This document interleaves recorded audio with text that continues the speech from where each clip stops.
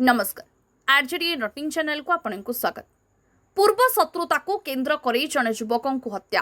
पूर्व शत्रुता को केन्द्र कर बुधवार रायगड़ा सहर अग्निशम कार्यालय पछपट पड़िया घटी हत्याकांड।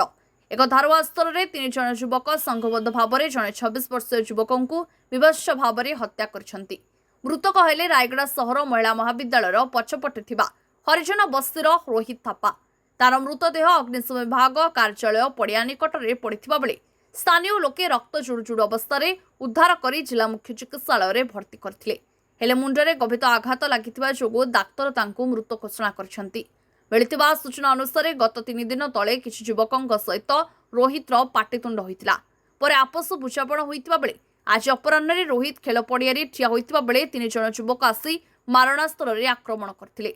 फଳରେ घटनास्थल से अचेत होई पड़थिले।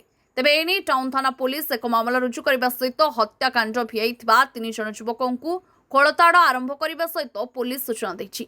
तेबे हत्याकांड घटाइबा कारणरू महिला महाविद्यालय पछपार्श्वर मृतकों बस्ती अंचल में व्यापक पुलिस मुतयन कर रायगड़ा एसडीपीओ गौर हरे साहू और टाउन थाना आईएससी प्रसन्न कुमार बेहरा नेतृत्व में व्यापक पुलिस फोर्स जगी देखा मिली।